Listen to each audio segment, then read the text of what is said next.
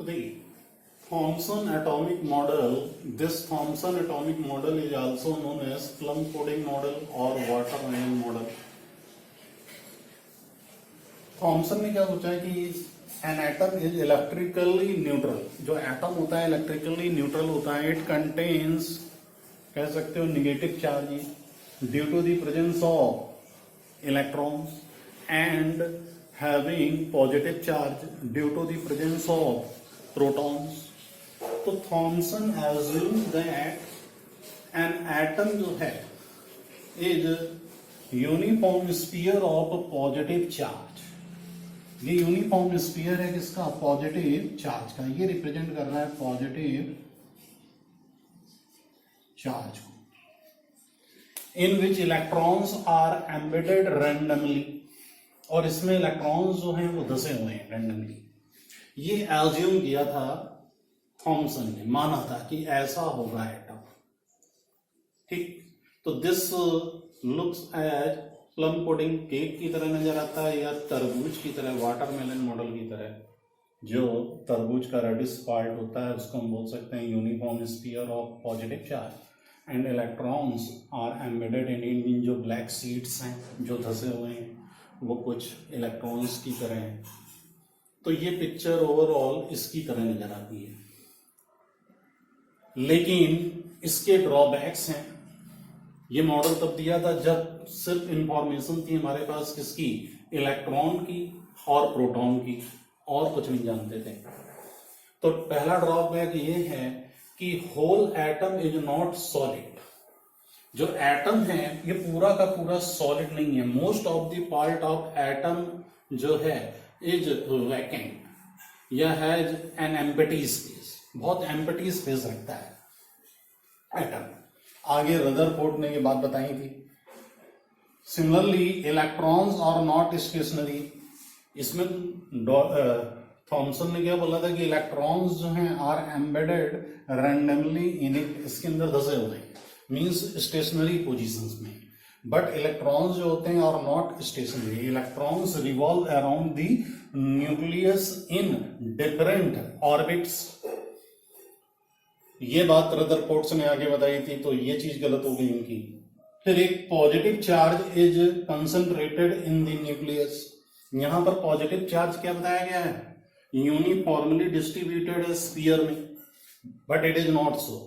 Actually positive charge is concentrated in the nucleus. बहुत छोटे part में क्या होता है? कंसंट्रेटेड होता है. ये बात भी रदरफोर्ड ने बताई थी.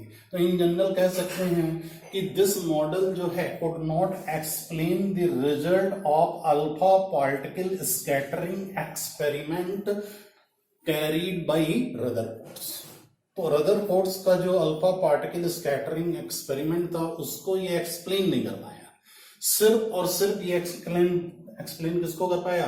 टोटल या overall neutrality of atom.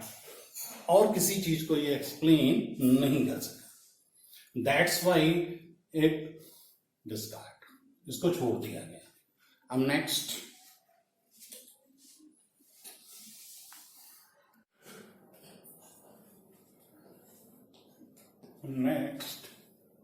Rutherford's atomic model. This is also known as alpha particle scattering experiment, या कह सकते हैं डिस्कवरी ऑफ न्यूक्लियस. रदरफोर्ड ने एक एक्सपेरिमेंट किया था, अल्फा पार्टिकल स्कैटरिंग एक्सपेरिमेंट के नाम से जाना जाता था. उनका एक्सपेरिमेंट क्या था कि इन्होंने एक रेडियो एक्टिव सब्सटेंस लिया था, रेडियम. और इस रेडियो एक्टिव सब्सटेंस को जनरली रखते हैं लेड के बॉक्स में. तो ये एमिट करता है radiation in the form of alpha beta particles. तो ये जो अल्फा पार्टिकल्स हैं इनकी बम्बार्डिंग कराई किसमें? डिफरेंट मेटल्स इन्होंने यहां पर यूज कर रहे थे अपने एक्सपेरिमेंट्स में. तो गोल्ड फॉयल उसमें से एक थी जिसकी थिकनेस बहुत ही थिन फॉयल, बहुत ही पतली गोल्ड की पन्नी ली गई जिसकी थिकनेस 4 × 10⁻⁻⁴ सेंटीमीटर. तो when these alpha particles strike on the surface of gold foil, Clear it? Then the path of these alpha particle is determined with the help of ZNS coated fluorescence screen. बात को समझें कि when a beam of alpha particle, when a fast moving beam of alpha particles to fall on gold foil of thickness 4 into 10 to the power minus 4 centimeter, and their path जो है is determined with the help of ZNS coated fluorescence screen. When these alpha particles strike on this screen, a flashlight is given out. तो इसके path को वो study कर रहे थे.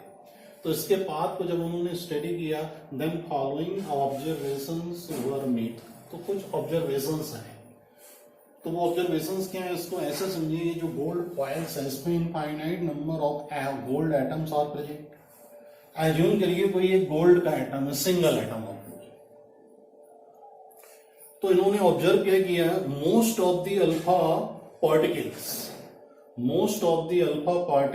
जो हैं past straight through gold foil without any deflection in their path. ये पहला ऑब्जर्वेशन था इनका. Most of the alpha particles जो थे past through straight without any deflection in their path. इनके पाथ में कोई डिफ्लेक्शन नहीं हुआ. तो इसका मतलब क्या हुआ, तो विच indicates that most of the part of an atom has empty space.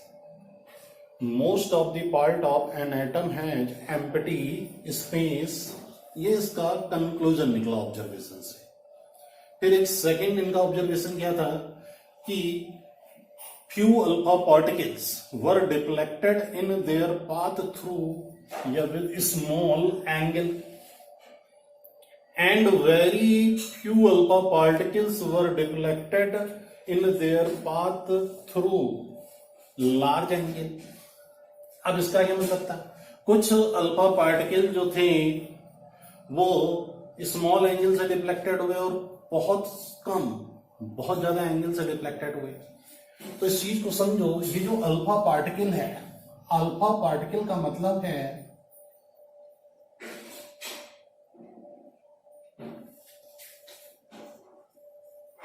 Helium by positive ion He2+. इसको हम हीलियम न्यूक्लियस भी कहते हैं. हीलियम क्यों, अब इलेक्ट्रॉन्स नहीं है. हीलियम 2He4 होता है, तो उसके दोनों इलेक्ट्रॉन हमने हटा दिए, तो बचा गया सिर्फ न्यूक्लियस. तो बाई पॉजिटिव हीलियम है. तो ये जो अल्फा पार्टिकल है carry positive charge. If this alpha particle were deflected, these alpha particles were deflected in their path through small angle. तो इसका मतलब क्या हुआ कि कुछ ना कुछ एक पॉजिटिव चार्ज बॉडी एटम के अंदर मौजूद है, which indicates that some positive charge body present in an atom. Clear it? And those alpha particles which are deflected with small angles, कह सकते हो, are far away from this body, and those were deflected through large angles are very close to this body. भाई जो बहुत कम angle से deflect हुए थोड़ा दूर है इस बॉडी से, और जो ज्यादा एंगल से डिफ्लेक्ट हुए इट मींस वो थोड़ा क्लोज है. तो ये सेकंड ऑब्जर्वेशन था उनका, और ये कंक्लूजन था उसका कि कोई ना कोई एक पॉजिटिव बॉडी यहां पर मौजूद है. और एक लास्ट इनका ऑब्जर्वेशन था third, that is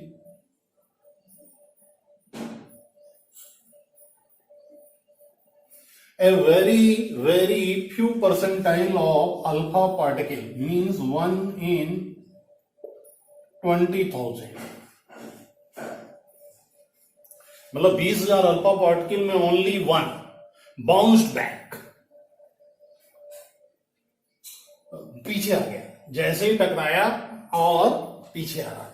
it means सिर्फ एक ही alpha particle return back, means जो पॉजिटिव चार्ज बॉडी है having some mass and its volume is very very small as compare to volume of atom. भाई ये alpha particle एक 20,000 में से एक अल्फा पार्टिकल वापस आ रहा है, तो इट मीन्स क्या हुआ कि जो पॉजिटिव चार्ज बॉडी है उसका जो वॉल्यूम है वो बहुत कम है with respect to volume of atom. Second point, उसके पास क्या है, मास भी है। ओके, तो ये थर्ड ऑब्जर्वेशन है। इससे ये पता चला कि जो आ रहा है तो जो पॉजिटिवली चार्ज बॉडी है वो बहुत ही कम वॉल्यूम ऑक्यूपाई कर रही है और उसका कुछ ना कुछ क्या है, कंपेरेबल मास भी है। तो ये 3 ऑब्जर्वेशन और इनके 3 कंक्लूजन है, तो इनको आप नोट डाउन कर लेंगे, ठीक है। अब देखिए ये जो पॉजिटिव चार्ज बॉडी है which occupy very very less volume as compare to volume of atom, this is called nucleus. इस पॉजिटिवली चार्ज बॉडी को बोला गया क्या, न्यूक्लियस।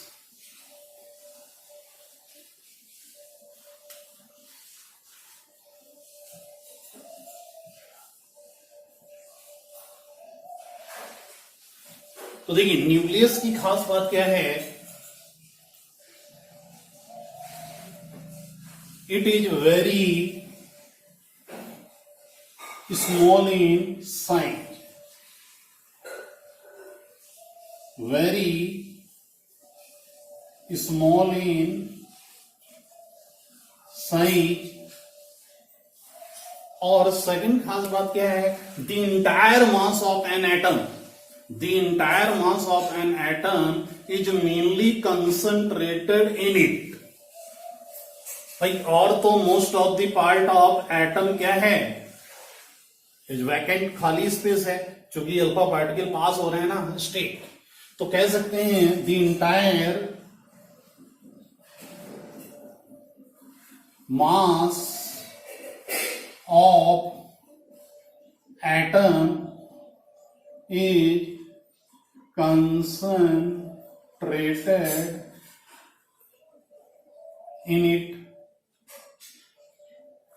एटम का पूरा मास इसी न्यूक्लियस के अंदर है, बहुत ही स्मॉल साइज के अंदर। अगर इसी के अंदर है तो मास होता है किसके कारण है, due to the presence of proton and neutron. तो it means proton and neutrons must be present in the nucleus. So proton and neutron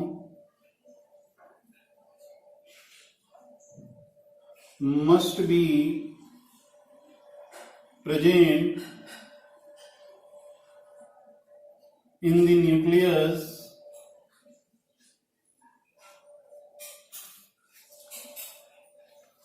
or these are collectively known as nucleons।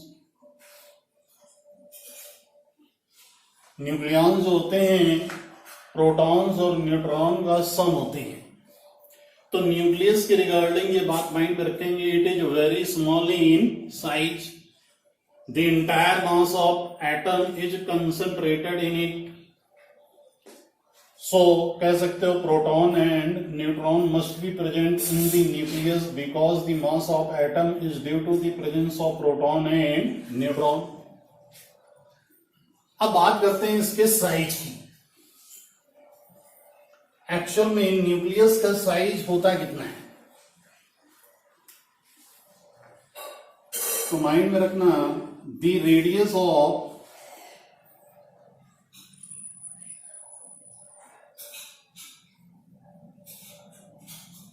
Atom जो होती है almost equal to 10 to the power minus 10 metre या कह सकते हो 10 to the power -8 centimetre या 1 angstrom, and radius of nucleus almost equal to 10 to the power -15 meter or 10 to the power -13 centimeter or 10 to the power -5 angstrom.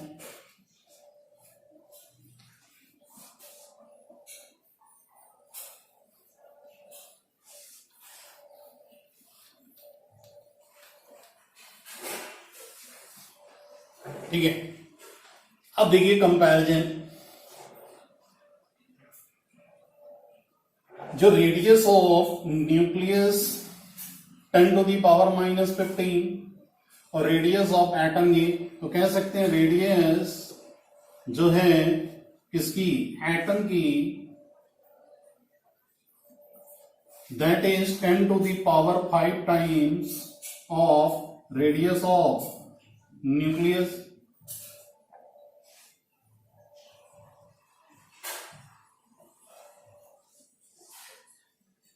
मतलब इसकी कल्पना तुम ऐसे कर सकते हो कि मान लो एक फुटबॉल का प्ले ग्राउंड है और फुटबॉल को अगर हम क्या एज्यूम कर ले, न्यूक्लियस, तो जो पूरा ग्राउंड होगा का जो सर्कमफेरेंस होगा आउटर, तो वो कहलाएगा क्या, तो पूरा ग्राउंड जो होगा वो कहलाएगा एटम अपने आप में, और फुटबॉल अगर सेंटर पे रख दें तो वो क्या कहलाएगा, उसका न्यूक्लियस।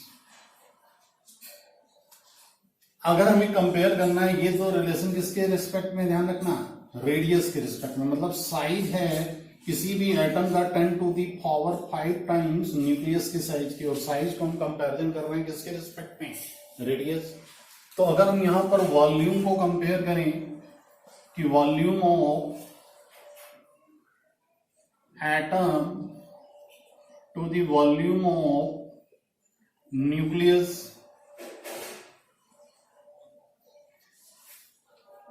तो चाहे एटम हो या न्यूक्लियस हो, is always considered at sphere form.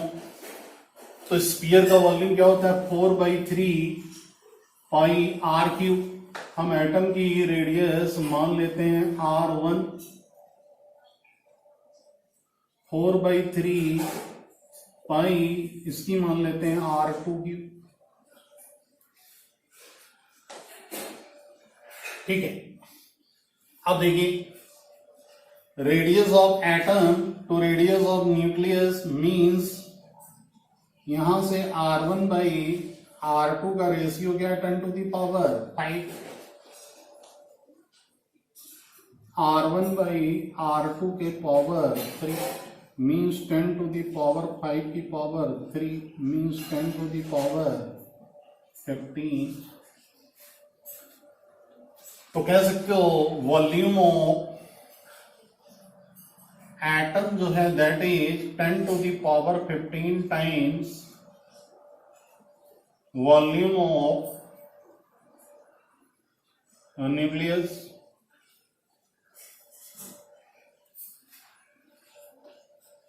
ठीक, तो ये माइंड में रखना, वॉल्यूम का कंपैरिजन है साइज का कंपैरिजन।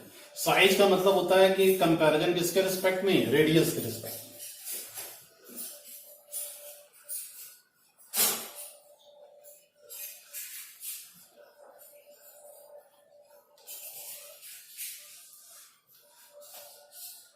एक्चुअल में किसी भी न्यूक्लियस की, मतलब किसी भी एटम में जो न्यूक्लियस होता है उसकी जो रेडियस होती है, radius of nucleus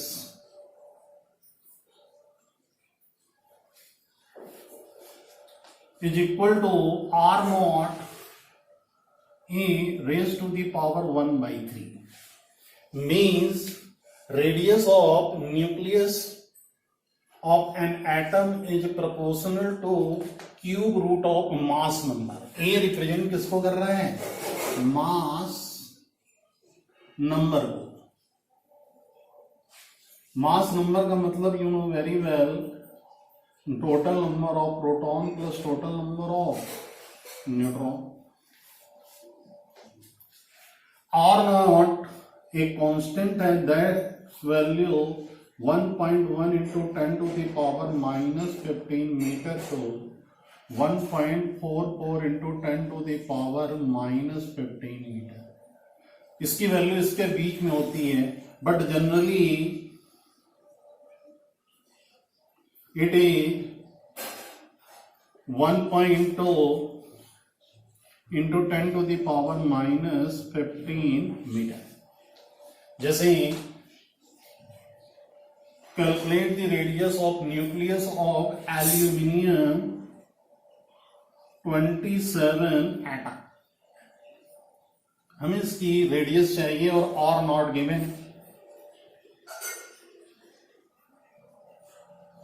1.2 into 10 to the power -15 metre.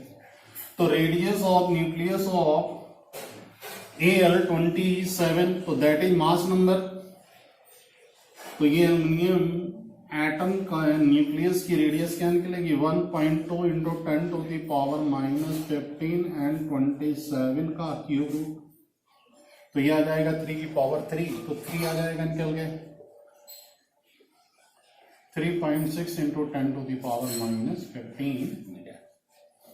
तो ये रिलेशन भी माइंड में रखेंगे। Radius of the nucleus of an atom जो होती है is equal to R naught multiply by cube root of mass number, किसी भी एटम के लिए फाइंड आउट करना।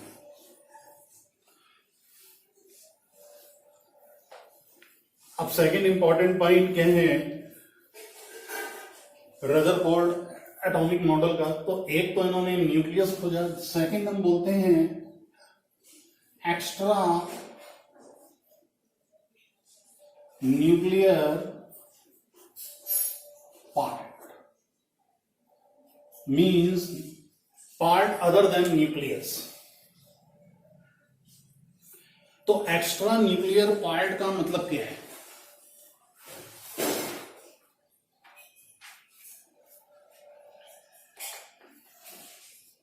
It is the space around the nucleus.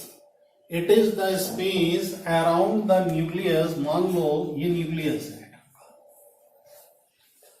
तो इस न्यूक्लियस के अराउंड जो स्पेस है उसको हम बोल रहे हैं क्या?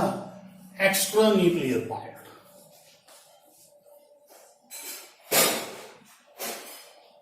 तो it is the space around the nucleus where electrons are distributed. इस स्पेस में इलेक्ट्रॉन्स क्या हैं? और distributed. They are not stationary. इन्होंने बोला कि दे आर नॉट स्टेशनरी, वो इलेक्ट्रॉन्स स्टेशनरी नहीं है। They move in different concentric circular path called orbits.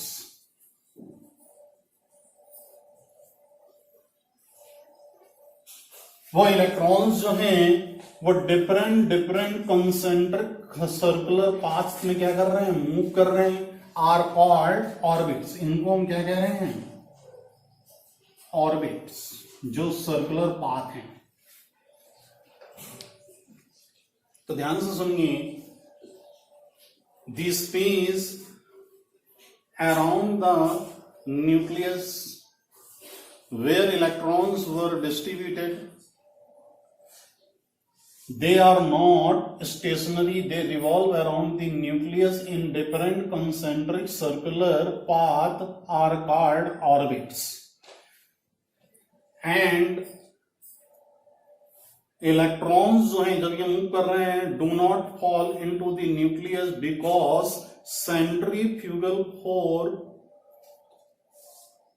balances electric force of या electrostatic force of attraction between electron and nucleus, means centrifugal force जो है balances by electrostatic force of attraction। तो ये revolve करता रहता है। तो this model looks like our solar system. तो ये मॉडल पूरा का पूरा किस तरह नजर आता है? हमारे सोलर सिस्टम की तरह नजर आता है। इसको ऐसे समझ लें कि if nucleus is considered like a sun, सूर्य की तरह अगर हम न्यूक्लियस को एज्यूम कर लें तो ये जो इलेक्ट्रॉन्स डिफरेंट डिफरेंट ऑर्बिट्स में मूव कर रहे हैं are called planetary electrons, means ये प्लेनेट्स की तरह कहलाएंगे जैसे planets. That's why this model जो है एकदम looks like our solar system की तरह नजर आता है। ठीक है, अब इसका ड्रॉबैक क्या है, ध्यान से सुने। ड्रॉबैक्स, पहला ड्रॉबैक्स तो यही है कि this model could not explain the hydrogen spectrum. ये आप आगे पढ़ेंगे, this model could not explain hydrogen spectrum, ये हाइड्रोजन स्पेक्ट्रम को एक्सप्लेन नहीं कर पाया था। अब देखिए सेकेंड पॉइंट जो मेन है, stability of atom.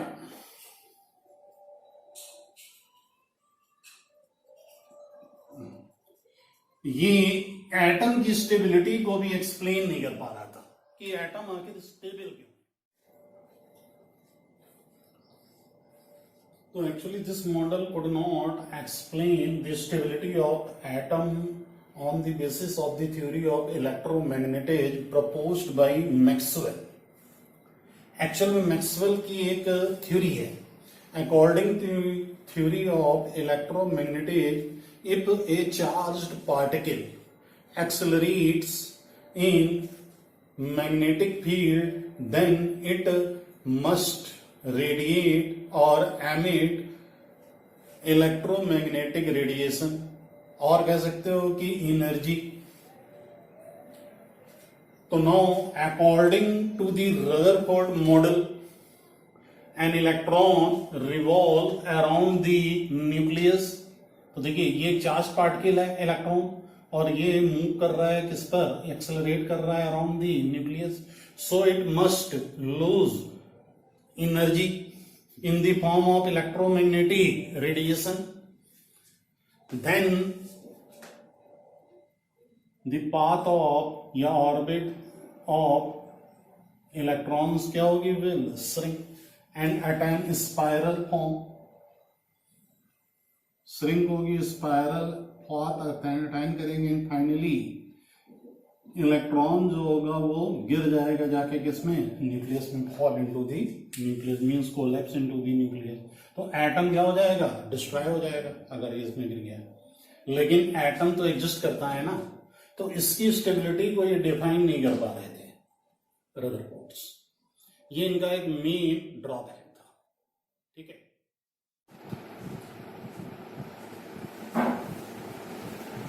wave nature of electromagnetic radiation. Actually, this theory was put forward by James Clerk Maxwell. तो इन्होंने एक्चुअल में बताया गया था कि when a charged particle accelerates, then it produces electric field and magnetic field, and these fields are transmitted in the forms of wave. ये जो fields होती हैं ये ट्रांसमिटेड होती हैं in the forms of waves, and these waves are known as electromagnetic radiations. तो इसी electromagnetic radiations के ऊपर कुछ पॉइंट्स इन्होंने बताए थे अपनी थ्योरी में कि है क्या इसकी फंडामेंटल प्रॉपर्टीज की। तो फर्स्ट फंडामेंटल प्रॉपर्टीज इज, इसको आप नोट डाउन कर लेंगे, the energy is emitted from any source. The energy is emitted from any source like heated iron rod or filament of bulb through which electricity is passed। कोई bulb है, filament produce radiations कर रहा है जिसमें electricity हमने पास करी है। तो कह सकते हो the energy is emitted from any source, like as कह सकते हो क्या, हीटेड आयरन रॉड हो कोई, या filament of bulb through which electricity is passed continuously in the form of radiation, continuously in the form of radiation, and this energy is called radiant energy। ये पहला point. Second, तो ये जो radiation निकला, this radiation consist, अभी मैंने बताया, electric field and magnetic field oscillating perpendicular to each other. ये जो रेडिएशन निकला, this radiation consist electric field and magnetic field oscillating perpendicular to each other, and both are perpendicular to the direction of the propagation of radiation, and both are perpendicular to the direction of propagation of radiation। ये इसकी second खास बात है। Mean जो भी direction होगी radiation के, उसके परपेंडिकुलर होगी इलेक्ट्रिक फील्ड भी और मैग्नेटिक फील्ड भी, और ये तीनों ही चीजें एक दूसरे के साथ में क्या रहेंगी, ऑलवेज परपेंडिकुलर रहेंगी। अब लाइक साउंड वेव्स और water waves, this radiation do not require medium, it can travel in vacuum. मतलब ये जो रेडिएशन है, लाइक कह सकते हो वाटर वेव या साउंड वेव की तरह, इसको कोई भी मीडियम नहीं चाहिए। They do not require medium, they can travel in vacuum। Okay, फिर एक नेक्स्ट पॉइंट, दिस रेडिएशन जो है travel with the velocity of light, this radiation travel with the velocity of light, means हमेशा इस radiation की velocity जो होगी वो वेलोसिटी ऑफ लाइट के ही बराबर होगी। तो because of the above observations, this radiation जो है are called electromagnetic radiation। Okay, अब देखिए, ये अगर इलेक्ट्रोमैग्नेटिक रेडिएशंस हैं और ये ट्रेवल करता है वेलोसिटी ऑफ लाइट से, तो इसके अंदर कुछ वेव की प्रॉपर्टीज होंगी। तो characteristics of wave,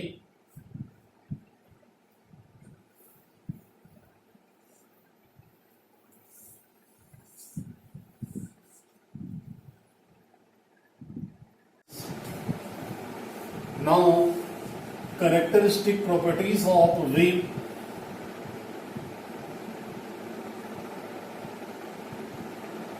characteristics properties of wave, जैसे फर्स्ट वेवलेंथ,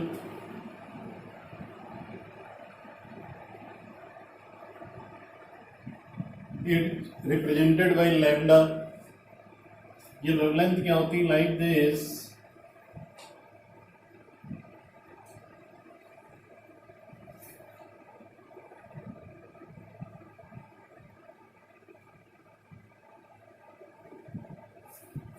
तो ध्यान से देखिए, it is defined as the distance between two conjugative crest और ट्रफ।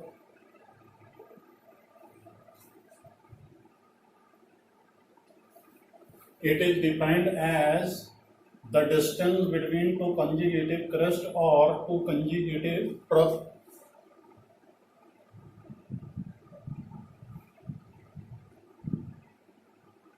दो कंजुगेटिव क्रस्ट और ट्रफ के बीच की जो डिस्टेंस है, that is called Wavell length.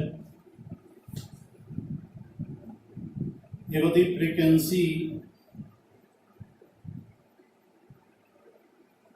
Frequency represented by nu. ये क्या होती है, the total number of waves passing through a point in 1 second. Total number of waves passing through a point in 1 second is known as frequency. और इसकी जो unit होगी that is hertz, या कह सकते हो नंबर ऑफ साइकिल पर second. और इसकी तो यूनिट जो भी लेंथ की यूनिट है, metre, centimetre, angstrom. Next, velocity of wave.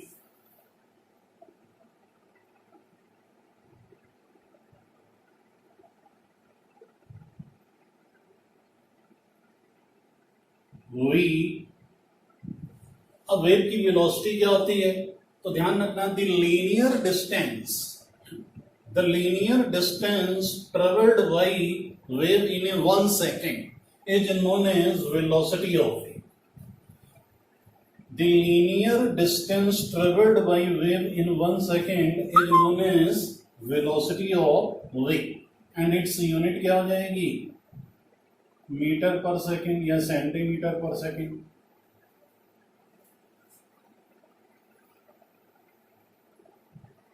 एक होता है amplitude of wave, amplitude of wave A या कैपिटल ए से भी कहीं कहीं, तो ये माइंड में रखना, it is equal to the height of crest और depth of trough. It is equal to the height of crest or depth of trough is known as amplitude, and फिर wave number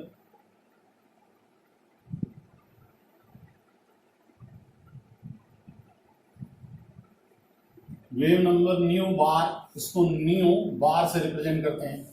तो ये क्या होता है, the total number of waves, number बोलना है ना, वेव की कितनी संख्या है, नंबर में कितनी है, the total number of waves present in 1 centimeter length is known as wave number. फिर से रिपीट कर रहा हूं, the total number of waves present in a 1 centimeter length is known as wave number. It is equal to the reciprocal of wavelength. ये wavelength का reciprocal होता है। क्यों, ध्यान से सुनना, लैम्डा का मतलब होता है एक वेव मौजूद है। लैम्डा डिस्टेंस में ऑलवेज कितनी वेव होगी, एक सिंगल वेव।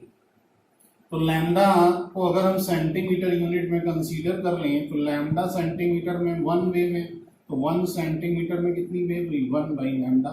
तो this is equal to wave number. तो वेव नंबर जो होता है रेसिप्रोकल ऑफ वेवलेंथ। ओके, अब देखिए वेलोसिटी, फ्रीक्वेंसी और वेवलेंथ में क्या रिलेशन है।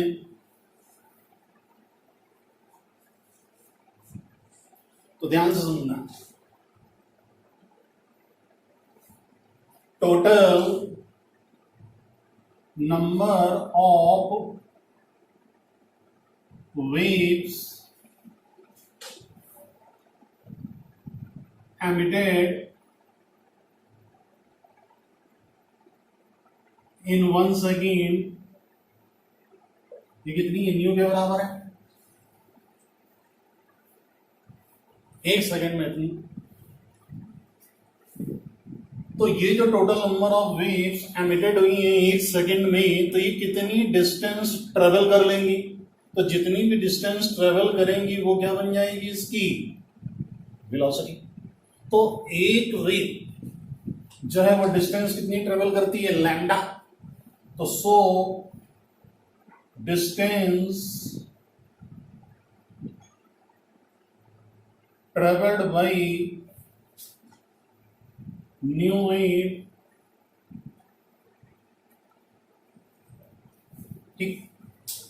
तो इतनी डिस्टेंस ट्रेवल्ड हुई है, होगी किसमें, एक ही सेकंड में तो होगी, क्योंकि एमिटेड कितनी हुई है वेव्स, न्यू 1 सेकेंड में। तो डिस्टेंस भी कितनी ट्रेवल्ड होगी, इतनी 1 सेकेंड में। तो ये किसके बराबर हो जाएगी, वेलोसिटी v के। अगर ये वेव यहां, तो ये तो होगी वेलोसिटी ऑफ वेव।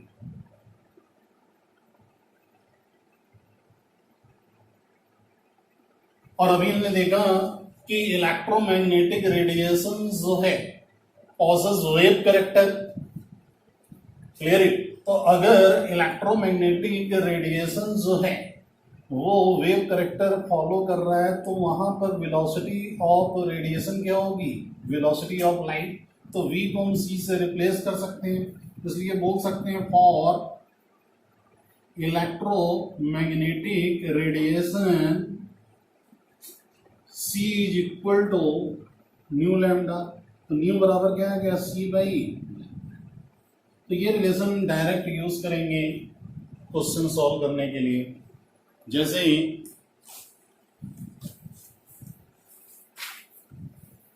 क्वेश्चन है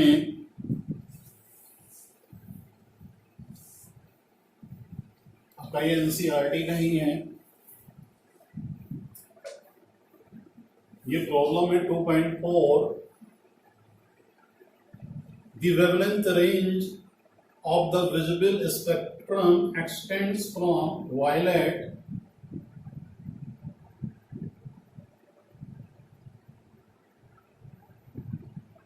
violet 400 nanometer to red 750 nanometer. Express these wavelength in frequency, तो इनकी वेवलेंथ को फ्रीक्वेंसी में एक्सप्रेस कर देना है, और हमें पता है 1 नैनोमीटर बराबर गिवन है आपको 10 टू द पावर -9 मीटर या 10 एंगस्ट्रॉम भी बोलते हैं। ठीक है, तो जस्ट सिंपली जो भी फार्मूला पढ़ा है, फ्रीक्वेंसी जो न्यू होगी वो क्या होगी C बाई लैम्डा, तो C by lambda means 3 into 10 to the power 8 metre पर सेकंड जो होती है that is speed of light, ये फिक्स है। लैम्डा है कितना हो गया 400 इंटू 10 टू द पावर -9, तो इसको सॉल्व करेंगे तो this value comes equal to 7.5 into 10 to the power 14 hertz, तो ये कहलाएगी फ्रीक्वेंसी इसकी। Similarly here that is C by lambda dash, C हो गया 3 into 10 to the power 8 metre पर सेकेंड, मीटर में रखते हैं 750 इंटू 10 टू द पावर -9, इसको सॉल्व करेंगे तो this comes equal to 4 into 10 to the power 14 hertz. Okay,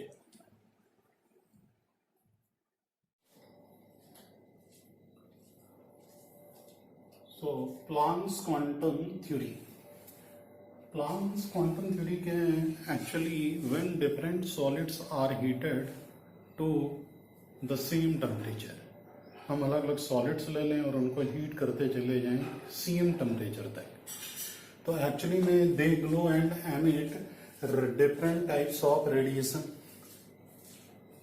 वो ग्लो होंगे मतलब चमकेंगे और एमिट करते हैं क्या different types of emissions due to vibration or oscillation of कह सकते हो atoms present in that solid with different and definite frequencies। हम कोई भी डिफरेंट टाइप्स के सॉलिड ले लेंगे और उनको अगर हम हीट करते चले जाएं सेम टेम्परेचर तक, तो ऐसा नहीं होगा कि सभी सॉलिड्स में जो रेडिएशंस होगा वो एक ही नेचर का होगा, क्योंकि हर सॉलिड की फंडामेंटल प्रॉपर्टीज क्या होगी, अलग अलग होगी। तो एक्चुअली में दे emit different types of radiation with definite frequency.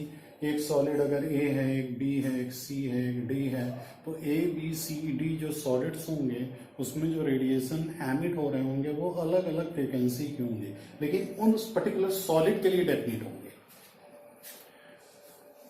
तो एक्चुअल में प्लांक्स क्वांटम थ्योरी क्या है, इन्होंने स्टडी करी कि जब हम डिफरेंट सॉलिड्स को हीट करते हैं और हीट करते चले जाएं, मीन्स टेम्परेचर हम क्या कर रहे हैं राइज करते चले जा रहे हैं, तो उसमें क्या हो रहा है डिफरेंट टाइप्स के रेडिएशंस एमिट होते चले जाते हैं। लेकिन अगर हम टेम्परेचर को क्या कर दें कांस्टेंट कर दें, एक पर्टिकुलर टेम्परेचर तक हम जब हीट करते हैं तो जो रेडिएशंस एमिट हुए हैं, तो उन रेडिएशन की जो स्टडी करी है उसके मेन पॉइंट्स क्या हैं, ये थ्योरी हमको ये बताती है। तो इसको ऐसे पहले नोट डाउन कर लें कि when different solids are heated to the same temperature, they glow and emit different types of radiations due to oscillation or vibration of atoms in that solid with different and definite frequencies. With different and definite frequency. So actually, to explain it, Planck put forward a theory known as Planck's quantum theory. इसी को explain करने के लिए Planck's ने एक theory दी जिसका नाम रखा गया क्या, प्लांक्स क्वांटम थ्योरी। तो इसके मेन इंपॉर्टेंट पॉइंट्स क्या हैं? तो फर्स्ट इंपॉर्टेंट पॉइंट क्या है प्लांक्स क्वांटम थ्योरी का, कि सब्सटेंसेस जो हैं रेडिएट और absorb energy discontinuously in the form of, ध्यान से सुनिए, सब्सटेंसेस रेडिएट और absorb energy discontinuously in the form of small packets of energy or bundles. Means किसी भी सब्सटेंस को जब हम हीट करते हैं तो जो रेडिएशन एमिट होता है, मतलब जो रेडिएंट एनर्जी होती है वो डिस्क्रीट होती है, कंटिन्यूसली नहीं रेडिएट होती है, डिस्क्रीट एनर्जी होती है। ओके, तो वो निकलती है in the form of small packets और बंडल ऑफ एनर्जी। छोटे छोटे एनर्जी के क्या होते हैं, वो पैकेट्स होते हैं। ठीक, second point,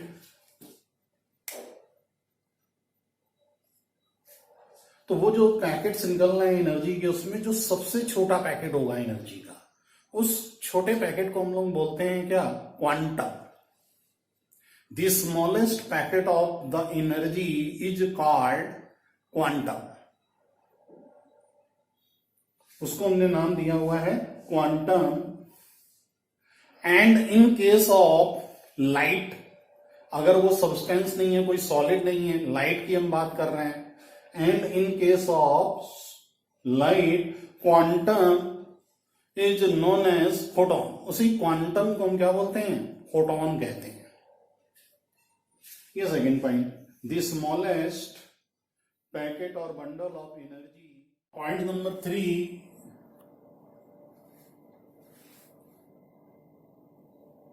the energy of photon और quantum is directly proportional to the frequency of radiation.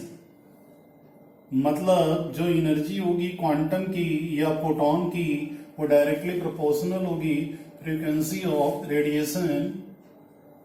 इस प्रोपोर्शनलिटी को रिमूव करेंगे तो given a new constant H nu, H is known as Planck's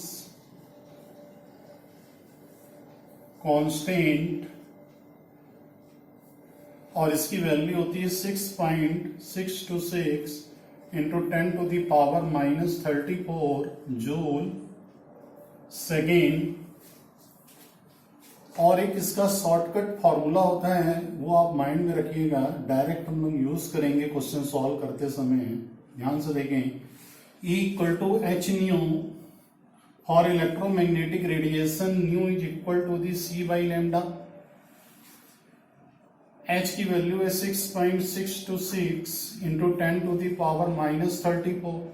velocity of light हो गई 3 into 10 to the power 8 metre पर second divided by lambda.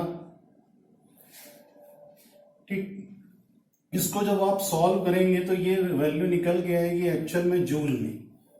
तो joule को अगर हम कन्वर्ट करें इलेक्ट्रॉन वोल्ट में तो डिवाइड करना पड़ेगा 1.6 इंटू 10 टू द पावर -19 से, बिकॉज 1 इलेक्ट्रॉन वोल्ट जो होता है that is equal to 1.6 into 10 to the power -19 joule. तो 1 जूल बराबर क्या हो जाएगा 1 अपॉन दिस थिंग। तो इससे डिवाइड कर दिया तो ये फिगर आएगी निकल के किसमें इलेक्ट्रॉन वोल्ट पे। इसको जब आप सॉल्व करेंगे तो ये इंटायर चीज जो होगी वो कैलकुलेट होके निकलेगी 12,423 into lambda 10 to the power 10। यहां पर ये ध्यान रखें किसमें है मीटर में। इसको अगर हम कन्वर्ट कर लें एंगस्ट्रॉम में तो ये फिगर लगभग हो जाएगी 12,400 divided by lambda in angstrom. और हमें पता है कि 1 एंगस्ट्रॉम जो होता है that is equal to 10 to the power -10 metre. तो 1 मीटर बराबर क्या हो गया 10 टू द पावर 10 एंगस्ट्रॉम। तो ये एंगस्ट्रॉम यूनिट में आ गया। और ये रफली हम 423 ना लिख के 400 लिखते हैं तो ये आ जाएगी वैल्यू किसके इक्वल इलेक्ट्रॉन। तो इस रिलेशन को हम डायरेक्ट यूज करेंगे, बार बार में सॉल्व नहीं करना पड़ेगा। ठीक, अब इसी में एक सबसे लास्ट पॉइंट है फोर्थ पॉइंट क्या है, the total amount of energy absorbed और एमिटेड जो होती है is an integral multiple of quantum और फोटोन। मतलब जो टोटल अमाउंट होगा एनर्जी का ईटी वो एक इंटीग्रल मल्टीपल होगा किसका फोटोन और क्वांटम की जो एनर्जी होगी मतलब एच न्यू के, where n can take value 1 2 3 4 and so. तो ये इंपॉर्टेंट पॉइंट्स हैं हमारे प्लैंक्स क्वांटम थ्योरी के। इसके ऊपर हम आगे क्वेश्चंस करेंगे, भी हम लोग पढ़ेंगे इसमें थोड़ा ब्लैक बॉडी रेडिएशंस और दूसरी चीजें फोटो इलेक्ट्रिक इफेक्ट, देन फिर कुछ क्वेश्चंस होंगे। ठीक है, ओके।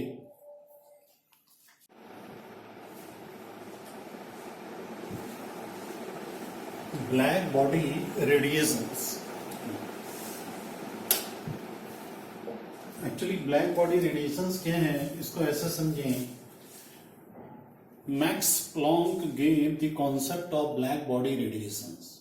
इन्होंने क्या बताया था कि व्हेन सॉलिड्स आर हीटेड, कोई सॉलिड्स अगर हम उसको हीट करते हैं दे एमिट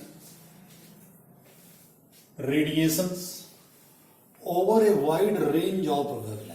बहुत सारी डिफरेंट वेवलेंथ्स के ये रेडिएशंस क्या करेगा एमिट करेगा। जैसे हम ले लें आयरन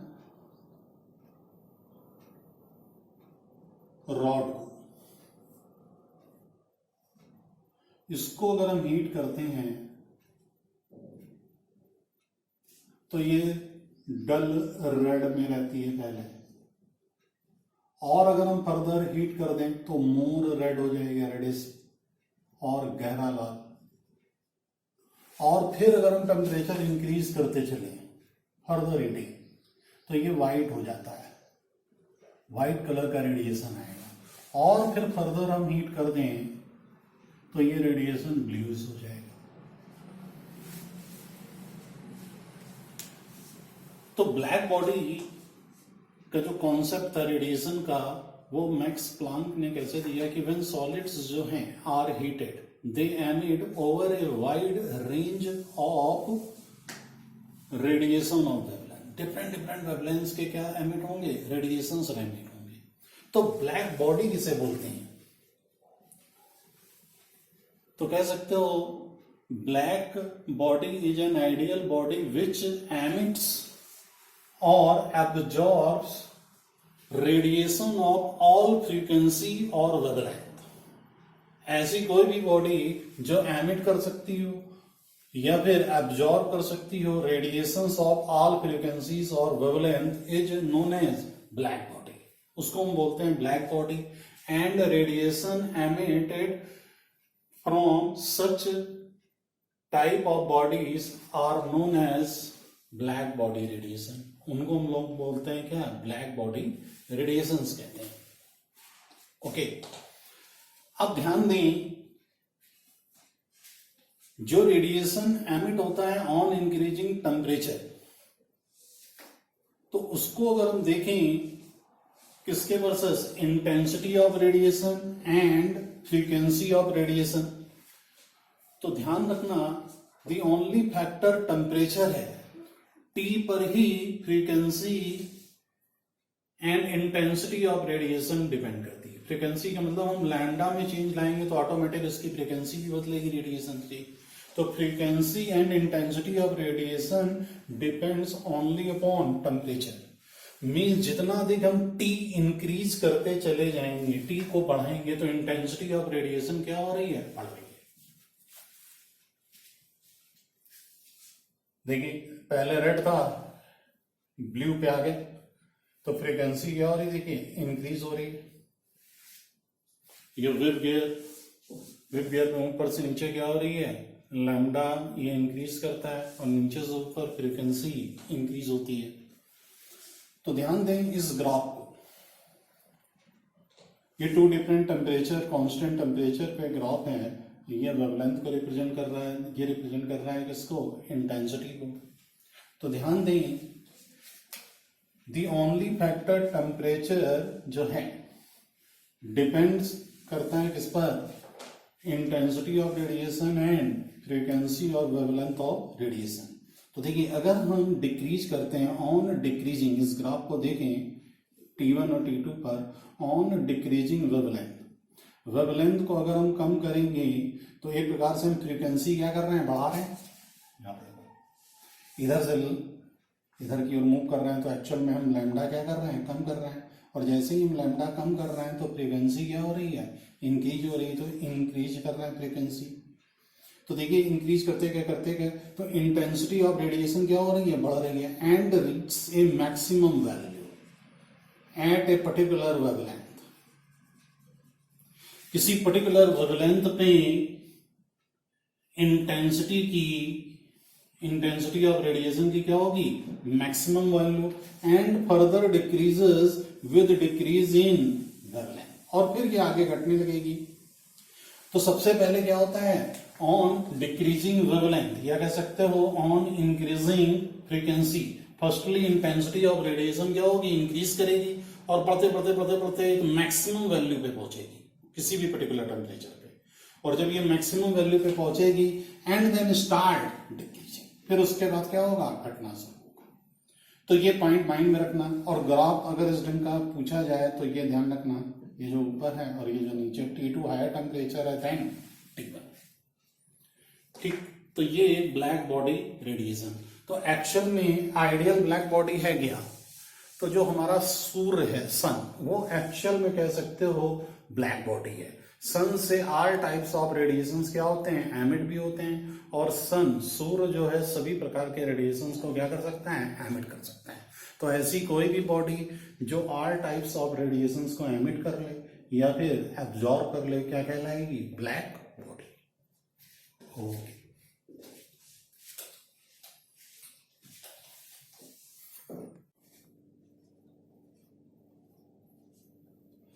फोटो इलेक्ट्रिक इफेक्ट।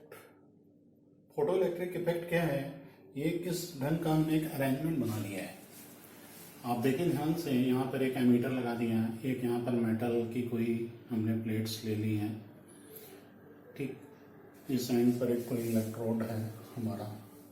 और हमने क्या किया, इस ढंग से अरेंजमेंट किया हुआ है कि कोई इंसिडेंट लाइट है with sufficient frequency let nu strikes on the surface of metal. इस मेटल की सरफेस पे क्या होती है, इंसिडेंट लाइट स्ट्राइक करती है।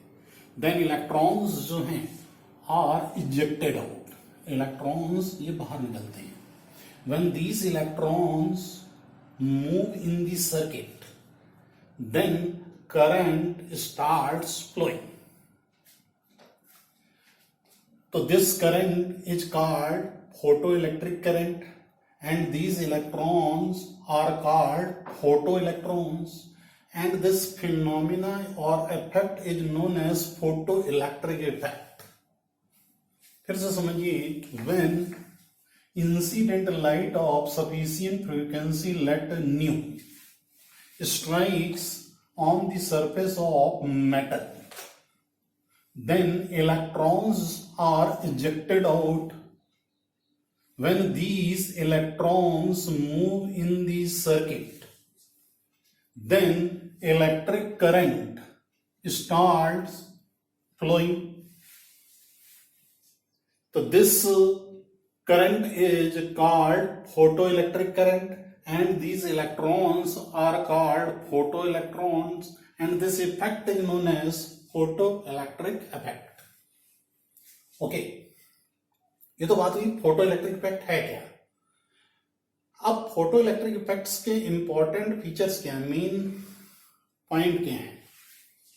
तो फोटो इलेक्ट्रिक इफेक्ट में जो इंसिडेंट लाइट होगी उसकी कुछ ना कुछ एनर्जी होगी, इसकी कुछ फ्रीक्वेंसी है, तो इसकी जो एनर्जी होगी that is equal to energy of incident light is equal to the H new.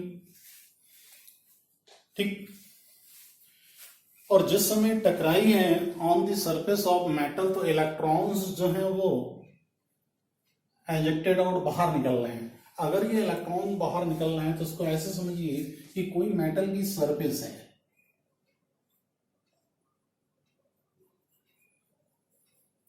इस पर कोई लाइट स्ट्राइक करे,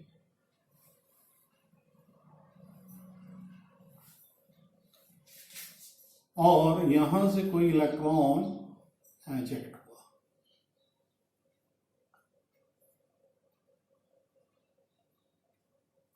तो ये जो इलेक्ट्रॉन एजेक्टेड आउट हुआ निकला है बाहर, this is called photo electrons, और ये जो इफेक्ट है that is called photo electric effect.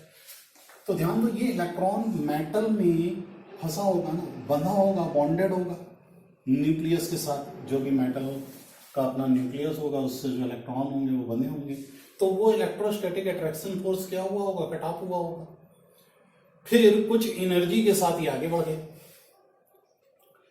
तो ये जो इंसिडेंट लाइट की फ्रीक्वेंसी है न्यू, जिस समय ये स्ट्राइक करी है तो इसका अमाउंट कहां कहां यूज हो रहा है, एक तो उस इलेक्ट्रोस्टैटिक अट्रैक्शन फोर्स को कट ऑफ करने में, और जब ये इलेक्ट्रॉन बाहर निकल रहा है तो कुछ काइनेटिक एनर्जी के साथ निकल रहा होगा, तो कुछ एनर्जी इसकी काइनेटिक एनर्जी के रूप में बाहर निकल गई। तो कुछ टर्म्स हमको देखनी है इंपॉर्टेंट, जो ऑब्जर्वेशंस हैं फोटो इलेक्ट्रिक इफेक्ट के। तो observations of photo electric effect में first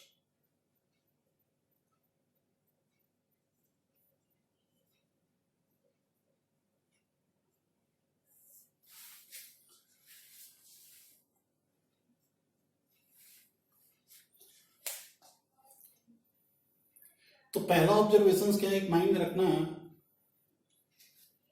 when incident light of sufficient frequency strikes on the surface of matter, then electrons जो हैं come out from the surface of metal, okay, then there is no time lag between the striking of the light या incident light of certain frequency and ejected electron. Means mind रखना, there is no time lag between striking of incident light wave, ये note कर लें, there is no time lag between striking of incident light wave and ejected electrons, इनके बीच में कोई भी time lag नहीं होता है किसी भी तरह का। सेकेंड पॉइंट, एक पॉइंट माइंड में रखना है, टर्म्स में लिख रहा हूं, work function, work function that is W not और फाई से रिप्रेजेंट करते हैं। वर्क फंक्शन है क्या, ये जो इलेक्ट्रॉन है जो बाहर निकला है तो इसको एक पर्टिकुलर एनर्जी चाहिए तभी ये बाहर निकल पाएगा, तो वो जो एनर्जी रिक्वायर्ड है उसी को हम बोल रहे हैं इस मेटल का work function. The minimum amount of energy required, the minimum amount of energy required to eject out electron from the surface of metal is known as its work function। ध्यान से डिफिनेशन सुनिए, the minimum energy the minimum amount of energy required to eject out an electron from the surface of metal is known as its work function. उसको हम बोलते हैं work function. तो ये हर metal का एक कैरेक्टरिस्टिक फंक्शन होता है, work function. Third point, threshold frequency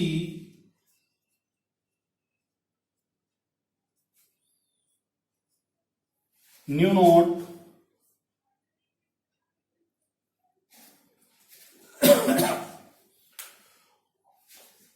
threshold frequency क्या है? The minimum frequency of incident light कह सकते हो, या the minimum amount of energy, the minimum amount of energy required for incident light to eject out an electron from metal surface is known as its threshold frequency, so which is associated in the form of work function, which is associated in the form of work function. मतलब ये जो work function है W naught, that is equal to the minimum amount of energy of incident light to eject out an electron from the metal surface. Means अगर वो minimum frequency new और not है तो उस इंसिडेंट लाइट की energy कितनी होगी? h nu naught. तो ये कहलाएगा वर्क फंक्शन. मतलब ये एनर्जी एसोसिएटेड होती है in the form of work function. तो यहां से ये निकला कि लाइट या incident light of any frequency is not able to eject electron from the surface of matter. हर फ्रीक्वेंसी की लाइट इलेक्ट्रॉन को इजेक्ट आउट नहीं कर पाएगी, निकाल नहीं पाएगी. एक सर्टन फ्रीक्वेंसी की लाइट हमें स्ट्राइक करानी पड़ेगी, जो इंसिडेंट लाइट की फ्रीक्वेंसी है, जो इलेक्ट्रॉन को रिमूव कर पाए, निकाल पाए. ओके, तो ये माइंड में रखेंगे. थ्रेशोल्ड फ्रीक्वेंसी क्या है, वर्क फंक्शन क्या है. और एक फोर्थ पॉइंट ध्यान दें, अगर हमने न्यू फ्रीक्वेंसी की लाइट स्ट्राइक कराई और हम एज्यूम कर लें जो न्यू फ्रीक्वेंसी की लाइट है, जो वर्क फंक्शन है h न्यू नॉट, वो एनर्जी इससे कम है.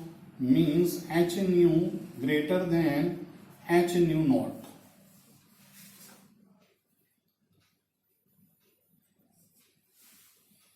ठीक. तो जब ये स्ट्राइक करेगी तो इसका एक पार्ट यूज हो जाएगा किसमें?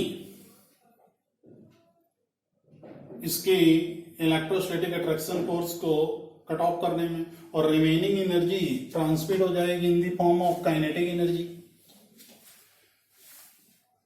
तो जो number of photo electrons emitted होंगे वो किस पर डिपेंड करेंगे? फ्रीक्वेंसी ऑफ इंसिडेंट लाइट पे डिपेंड करेंगे कि इंटेंसिटी ऑफ इंसिडेंट लाइट पे डिपेंड करेंगे.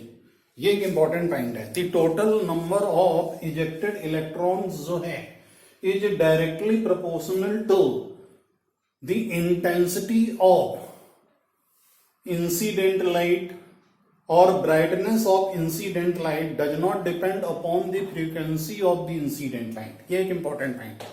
जैसे फॉर एन एग्जाम्पल मान लो इस इलेक्ट्रॉन को इस मेटल से रिमूव होने के लिए अगर हमको 10 जूल की एनर्जी चाहिए, ठीक, तो हमने एक लाइट इस पर स्ट्राइक कराई और उस इंसिडेंट लाइट की मान लीजिए जो एनर्जी है वो हम ले लेते हैं 20 जूल. तो 20 जूल की एनर्जी जब इससे टकराई तो 10 जूल तो यहीं पर खत्म हो गई, खर्च हो गई. अब बची 10 जूल, तो 10 जूल काइनेटिक एनर्जी के साथ ये बाहर निकल जाएगा. अब अगर हम इसकी फ्रीक्वेंसी बढ़ा दें, तो जैसे ही फ्रीक्वेंसी बढ़ा दें तो एनर्जी बढ़ गई. मान लो एनर्जी हमने 20 जूल की बजाय हम दे दें कितनी, 100 जूल दे दें अगर. तो अगर हमने 100 जूल दे दी एनर्जी, यहां पर फ्रीक्वेंसी बढ़ा के एनर्जी इसकी 100 जूल कर ली, तो जब स्ट्राइक करेगा तो क्या इलेक्ट्रॉन ज्यादा निकलेंगे? नहीं. क्यों? क्योंकि जैसे ही इस पर टकराएगा तो अब 100 में से 10 तो यहां खर्चा हो गया. अब इलेक्ट्रॉन एक ही निकलेगा, अब उसकी काइनेटिक एनर्जी बढ़ जाएगी। तो अब किस काइनेटिक एनर्जी से निकलेगा? 90 जूल काइनेटिक एनर्जी से। पहले कितने से निकल रहा था? 10 जूल काइनेटिक एनर्जी से। तो मींस कहने का है कि फ्रीक्वेंसी बढ़ाने से नंबर ऑफ फोटो इलेक्ट्रॉन्स नहीं बढ़ेंगे, कि इलेक्ट्रॉन नंबर में ज्यादा बढ़ते चले जाएंगे। तो इसके लिए हमें क्या करना होगा? Intensity of incident light increase करनी होगी।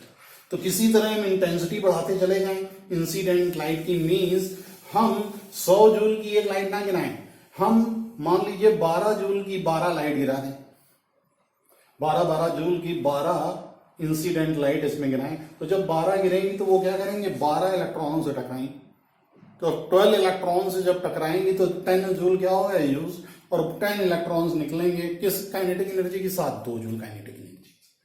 तो एक्चुअल में जो ये पॉइंट है वो ये है कि तो ये total number of ejected electrons और फोटो इलेक्ट्रॉन्स जो है depends upon the intensity of incident light और brightness of incident light does not depend upon the frequency of light. ठीक है, तो ये पॉइंट माइंड में रखना है भाई।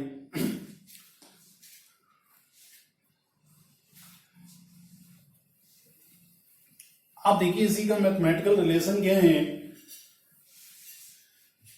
मान लीजिए जो इंसिडेंट लाइट है, उस इंसिडेंट लाइट की जो एनर्जी है वो E_I, ये जिस समय टकराई मेटल सरफेस से तो इलेक्ट्रॉन्स जो है are rejected out with some kinetic energy. लेकिन उस एनर्जी का एक पार्ट खर्च हो गया वर्क फंक्शन के रूप में, मींस W0 और फाई जिसको कहते हैं, plus kinetic energy of ejected electron. तो kinetic energy of ejected electron क्या है? Is equal to energy of incident light minus work function. Energy of incident light क्या हो जाएगी? h new. वर्क फंक्शन क्या हो जाएगा? h nu naught. तो ये इक्वल टू है किसके? काइनेटिक एनर्जी के। तो अगर हम ग्राफ प्लॉट करें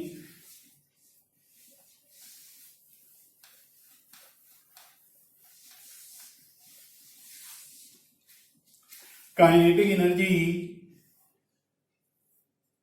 वर्सेस फ्रीक्वेंसी,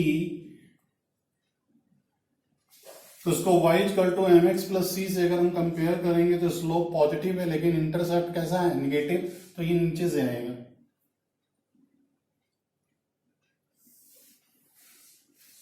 ये कहलाएगा इंटरसेप्ट h न्यू नॉट, और ये हो जाएगा slope h।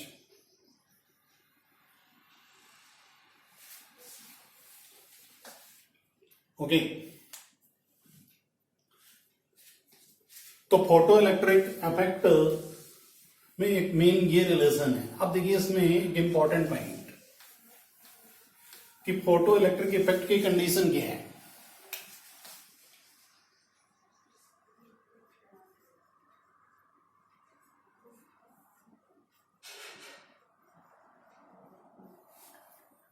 Photo electric effect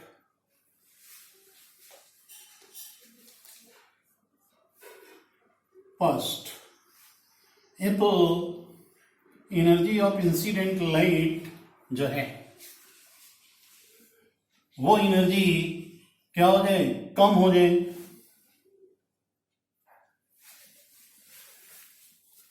या इक्वल टू हो जाए W0 और फाई के। तो इसका मतलब क्या हुआ? न्यू जो है वो लेस देन हो या इक्वल टू हो जाए न्यू नॉट के, then photo electric effect is not observe. Then photo electric effect is not observe. इस केस में नहीं होगा। इक्वल हो जाएगा तो नो डाउट इलेक्ट्रॉन अपना फोर्स ऑफ अट्रैक्शन लूज कर देगा मेटल से, लेकिन बाहर नहीं निकल पाएगा, और जब तक बाहर नहीं निकलेगा तब तक फोटो इलेक्ट्रिक इफेक्ट नहीं होगा। तो फोटो इलेक्ट्रिक इफेक्ट ऑब्जर्व करो होगा when energy of incident light must be greater than work function, that is new must be greater than new naught. तो न्यू को न्यू नॉट से ज्यादा होना पड़ेगा, तभी फोटो इलेक्ट्रिक इफेक्ट पॉसिबल है, otherwise photo electric effect is not possible. तो अब देखते हैं इसके ऊपर कुछ क्वेश्चंस। कुछ फोटो इलेक्ट्रिक इफेक्ट के ऊपर देखेंगे, कुछ Planck's quantum theory H equal to H nu के ऊपर क्वेश्चन। तो देखिए सबसे पहले एनसीईआरटी बुक के क्वेश्चन है,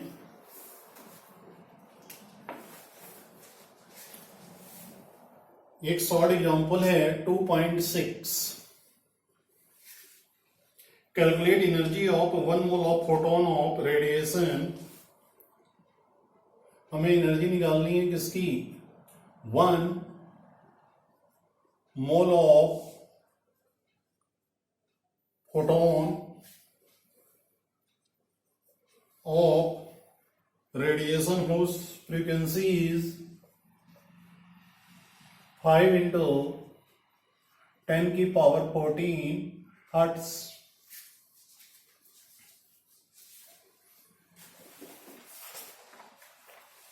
तो देखिए ये वैल्यू कैसे निकलेगी, हमको एनर्जी निकालनी है 1 मोल ऑफ फोटोन की। तो we know very well energy of photon जो होती है that is equal to H. तो ये जो एनर्जी होती है वो किसकी होती है, एक फोटोन की, और हमें 1 मोल फोटोन की चाहिए एनर्जी। 1 मोल में टोटल नंबर ऑफ फोटॉन्स कितने होंगे, इक्वल टू एवोगैड्रो नंबर। इसलिए energy of 1 mole of proton कितनी हो जाएगी,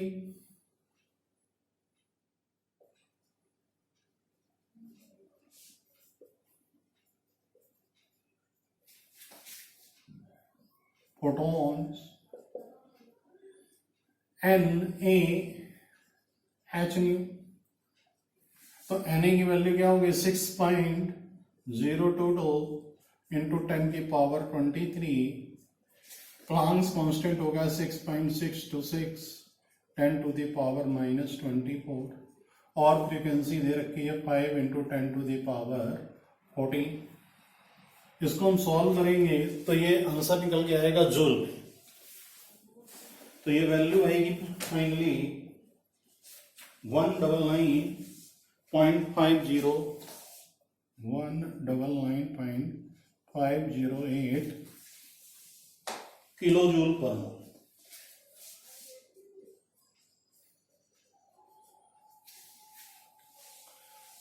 फिर एक नेक्स्ट क्वेश्चन,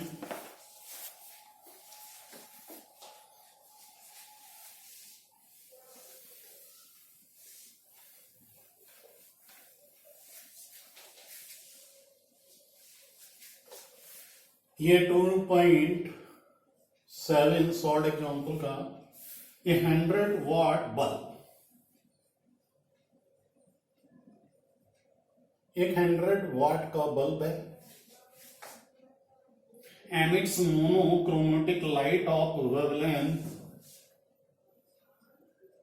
ये एमिट्स करता है monochromatic light of wavelength 400 nanometer. Calculate the number of photons emitted per second by the bulb. तो हमको फाइंड आउट करने हैं क्या, number of photon emitted per second. तो देखिए पहले इसका मतलब समझिए, वाट। तो 1 वाट बराबर होता है 1 जूल पर सेकेंड। ये हमें माइंड में रखना है। अब एक बल्ब है 100 वाट का, उससे जो रेडिएशन एमिट हो रहा है उसकी जो वेवलेंथ है वो ये है। तो पूछ रहा है ये कितने फोटॉन्स एमिट करेगा 1 सेकेंड में। तो 100 वाट बल्ब मींस क्या हुआ है, इस कॉन्सेप्ट से 100 जूल एनर्जी दे रहा है पर सेकेंड। 1 सेकेंड में बल्ब इतने जूल एनर्जी एमिट कर रहा है। ठीक, तो प्लांक्स क्वांटम थ्योरी हमने पढ़ी हुई है। तो इतनी एनर्जी 1 सेकेंड में बल्ब से निकली है, जो रेडिएशन से निकली है। तो हमने पढ़ा हुआ है 4th point Planck's quantum theory का, the total amount of energy जो है वो होता किसके हैं, is an integral multiple of photon और क्वांटम। तो एक फोटोन की एनर्जी किसके बराबर होगी, एच न्यू, वो वैल्यू हम यहां से कैलकुलेट कर सकते हैं। तो हमने मान लिया एन प्रोटॉन निकले हो, तो टोटल एनर्जी होगी कितनी, n times h nu, nu को लिख सकते हैं c by lambda, n h C by lambda. ठीक है, अब ये वैल्यू पुट कर दें, एन कैलकुलेट करना है, एच की वैल्यू होगी 6.626 10 टू द पावर -34, सी हो गया 3 into 10 to the power 8, lambda 400 nanometer है, तो इंटू 10 टू द पावर -9, तो ये जूल में आ गई। तो ये फिगर किसके इक्वल टू होनी चाहिए, 100 जूल ही तो निकली 1 सेकेंड में, तो एन की वैल्यू कैलकुलेट हो जाएगी, और ये जो एन आएगा that is equal to 2.010 into 10 to the power 20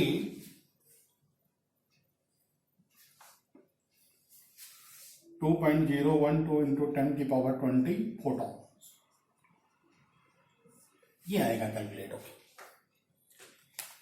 सबसे पहले हमने क्या किया है, जो 100 वाट का बल्ब है इससे पर सेकंड हमने एनर्जी पता कर ली, टोटल निकल कितनी रही है 100 जूल।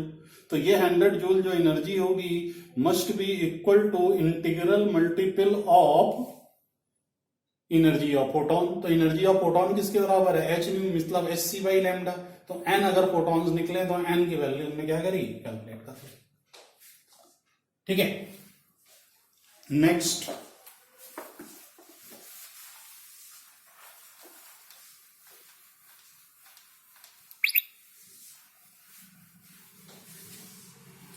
देखिए, when the electromagnetic radiation of wavelength, ये है सॉल्ड एग्जाम्पल 2.8 NCERT, ध्यान रखिएगा, आप नोट नहीं करिए, आप बुक से देख सकते हैं। when the electromagnetic radiation of wavelength 300 nanometer falls on the surface of sodium,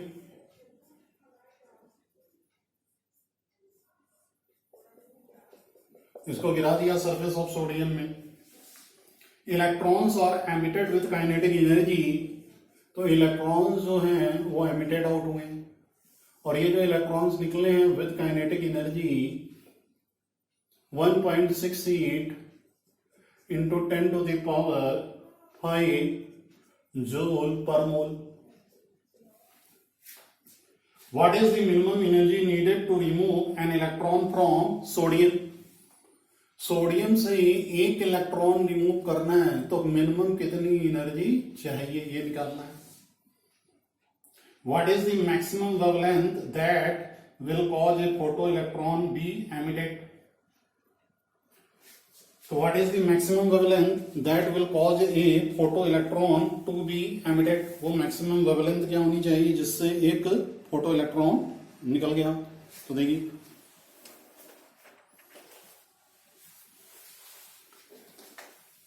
इस वेवलेंथ का स्ट्राइक किया है फोटोन हमने सोडियम मेटल की सरफेस पे, तो जो इलेक्ट्रॉन निकले उसकी काइनेटिक एनर्जी क्या है, ये। तो देखो ये एक प्रकार से क्या हुई, इंसिडेंट लाइट। तो इस इंसिडेंट लाइट की एक्चुअल में एनर्जी क्या हुई, एच न्यू के बराबर होगा। तो न्यू का मतलब क्या हो गया, सी बाई लैम्डा, तो एच सी बाई लैम्डा। तो ये एनर्जी हम यहां से निकाल सकते हैं, energy of incident light that is equal to H nu means H C by lambda. इसको मैंने शॉर्टेस्ट वे में तुम्हें बताया हुआ है कि फॉर्मूले को हम लिख सकते हैं like this way, 12400 divided by lambda in angstrom. तो ये एनर्जी निकल के आएगी किसमें, इलेक्ट्रॉन वोल्ट में। तो नैनोमीटर को हम इजीली कन्वर्ट कर सकते हैं किसमें, एंगस्ट्रॉम में तो एक जीरो इसमें बढ़ा दें 3000, तो इतने इलेक्ट्रॉन वोल्ट। तो अभी हम रफली ऐसे लिख लेते हैं 124/30। ये एनर्जी एक्चुअल में जो फोटोन टकरा रहा है वो इस इलेक्ट्रॉन वोल्ट का टकरा रहा है। तो इस एनर्जी का एक पार्ट खर्च हो गया होगा वर्क फंक्शन में और एक पार्ट काइनेटिक एनर्जी के रूप में गया। मतलब दिस एनर्जी जो है is equal to W0 plus kinetic energy. ध्यान दें, तो काइनेटिक एनर्जी की भी देखिए, तो इस एनर्जी को हम जानते हैं, ये एनर्जी पता है, तो वर्क फंक्शन निकल आएगा। तो वर्क फंक्शन निकल आएगा तो इसकी हेल्प से हम ये पता कर सकते हैं कि मिनिमम एनर्जी कितनी चाहिए, वो हम कैलकुलेट कर सकते हैं। कैसे? तो देखिए, ये जो काइनेटिक एनर्जी है, ध्यान रखना, एक मोल इलेक्ट्रॉन के लिए है। जो इलेक्ट्रॉन निकले हैं उनकी संख्या कितनी? एक मोल। और अगर हम पर इलेक्ट्रॉन के लिए निकालें एक इलेक्ट्रॉन, तो हमें क्या करना पड़ेगा? Na से डिवाइड करना पड़ेगा। तो काइनेटिक एनर्जी, इधर देखिए मैं सॉल्व कर रहा हूं, काइनेटिक एनर्जी पर इलेक्ट्रॉन, तो ये कितनी हो जाएगी? 1.68 इंटू 10 की पावर 5 डिवाइडेड बाई 6.02322 इंटू 10 की पावर 23।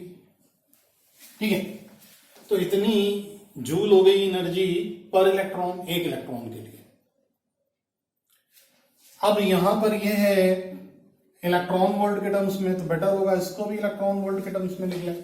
तो इलेक्ट्रॉन वोल्ट के टर्म्स में लिखने के लिए क्या करना पड़ेगा? डिवाइड करना पड़ेगा कितने से? 1.6 into 10 to the power minus 19 से, क्योंकि 1 जूल बराबर होता है 1/this इलेक्ट्रॉन वोल्ट। तो ये आ गया इतने इलेक्ट्रॉन वोल्ट। ठीक है, तो ये वैल्यू अगर हम यहां रख देंगे तो W0 निकल आएगा। तो ये आंसर हो जाएगा कितनी मिनिमम एनर्जी चाहिए टू रिमूव एन इलेक्ट्रॉन। एक इलेक्ट्रॉन निकालने के लिए वो मिनिमम अमाउंट ऑफ एनर्जी कितना चाहिए, वो W0 की वैल्यू होगी। तो ये वैल्यू एक्चुअल में आएगी निकल के, मैं इसका आंसर बता दे रहा हूं।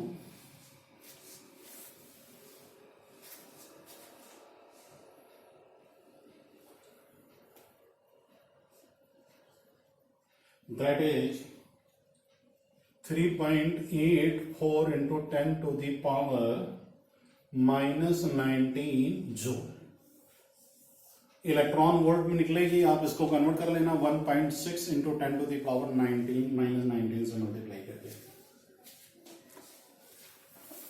अब दूसरा पार्ट और पूछ रहा है क्या?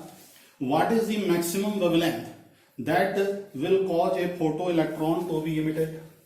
वो मैक्सिमम वेवलेंथ क्या होगी जिससे फोटो इलेक्ट्रॉन एमिटेड हुआ, तो वो कैसे फाइंड आउट कर सकते हैं?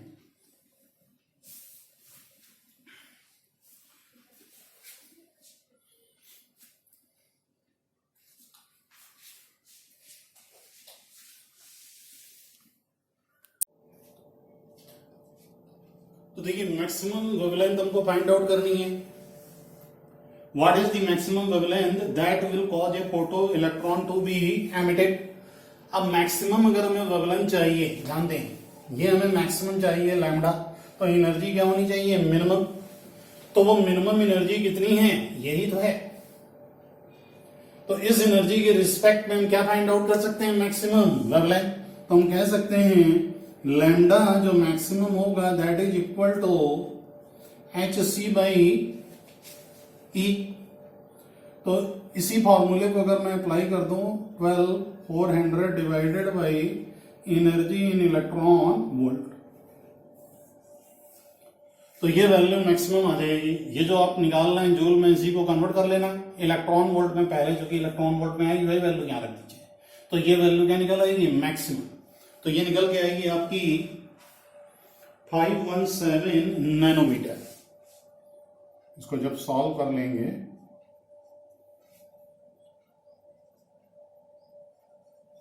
वैसे यहां पर ये निकलेगी एंगस्ट्रॉम यूनिट। एंगस्ट्रॉम से नैनोमीटर में कन्वर्ट कर लेना, तो ये दोनों आंसर होंगे। फिर से समझ लें, एक सोडियम मेटल की सरफेस पे हमने स्ट्राइक किया है एक फोटोन इस वेवलेंथ का, तो जो इलेक्ट्रॉन निकले हैं उसकी काइनेटिक एनर्जी है। तो पूछ रहा है कि बताइए कितनी मिनिमम एनर्जी चाहिए एक इलेक्ट्रॉन रिमूव करने के लिए।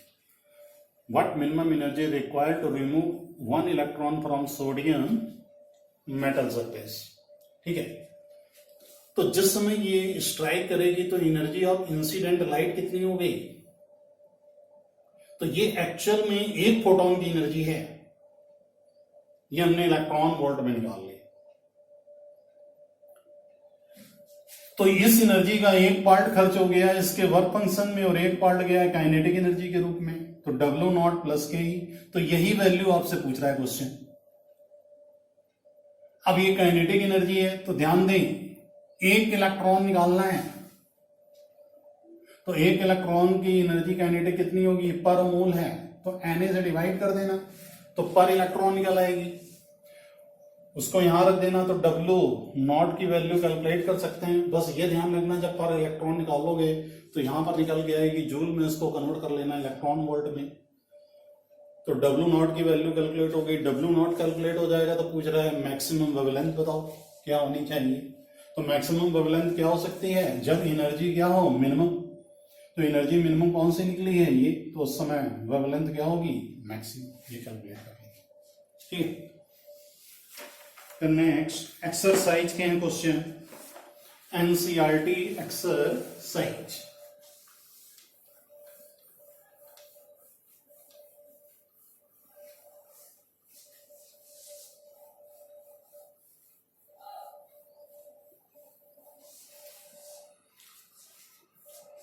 बेटे कैलकुलेशन आप लोगों को करनी पड़ेगी।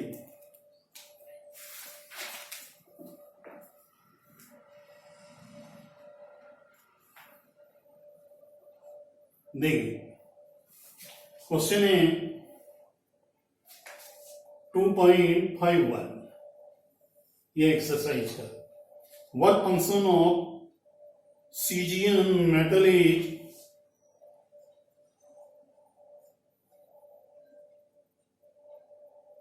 1.9 इलेक्ट्रॉन वोल्ट, तो calculate A part threshold wavelength,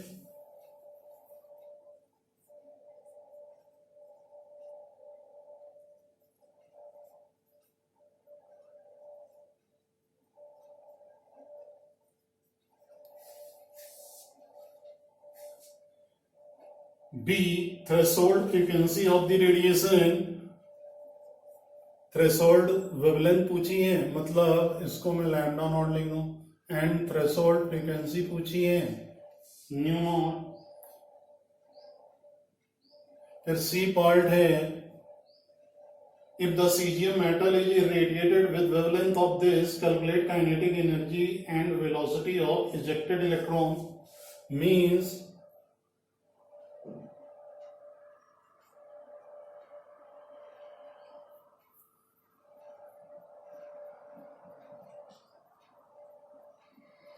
five 500 nanometer के रेडिएशन को अगर स्ट्राइक करते हैं सीजियम मेटल की सरफेस पे, तो जो इलेक्ट्रॉन्स निकल रहे हैं इजेक्टेड, उसकी काइनेटिक एनर्जी पूछी है और वेलोसिटी पूछी है। ठीक है, तो देखिए वर्क फंक्शन दे रखा है, थ्रेशोल्ड वेवलेंथ एंड फ्रीक्वेंसी चाहिए, तो वो तो यहीं से कैलकुलेट हो जाएगी। तो this W naught is equal to H nu naught, तो यहां से न्यू नॉट की वैल्यू आ जाएगी ये, दिस न्यू नॉट बराबर क्या हो जाएगा W नॉट बाई H, और न्यू नॉट निकल आएगा तो this will be equal to C by lambda naught, तो C की वैल्यू पुट कर देंगे तो लैम्डा नॉट निकल आएगा, तो ये दोनों पार्ट कैंसिल हो जाएंगे आपके। ठीक है, तो पहले पार्ट का आंसर आ जाएगा आपका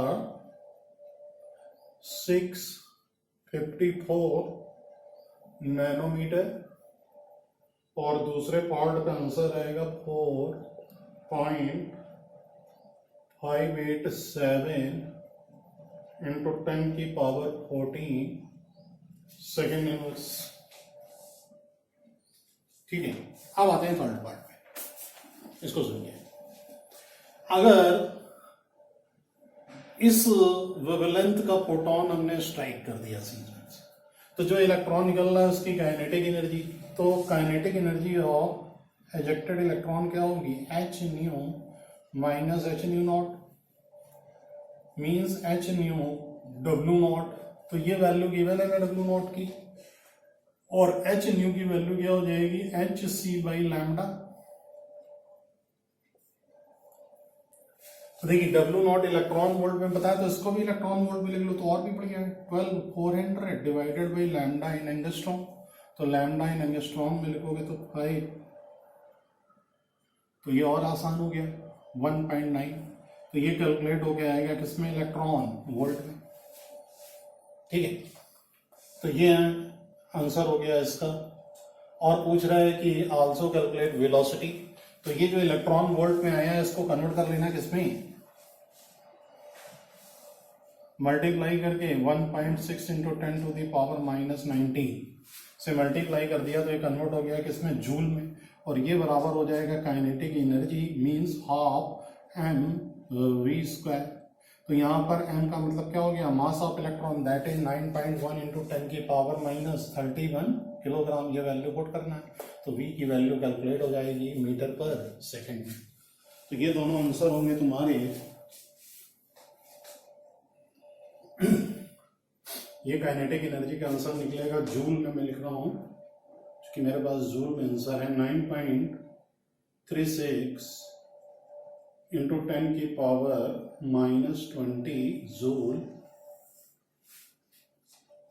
और वेलोसिटी v की वैल्यू आएगी कैलकुलेट होके 4.53 इंटू 10 की पावर 5 मीटर पर second.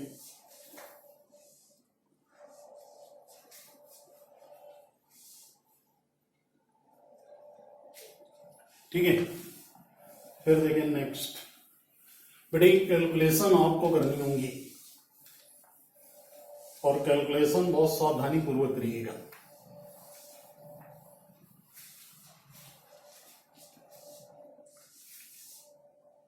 To 2.53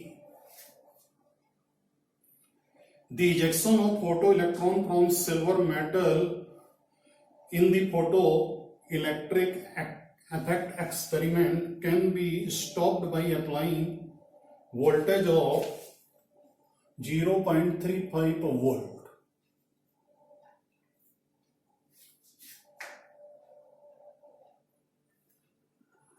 That is stopping potential. Photoelectric effect में स्टॉपिंग पोटेंशियल दे रखा है। When the radiation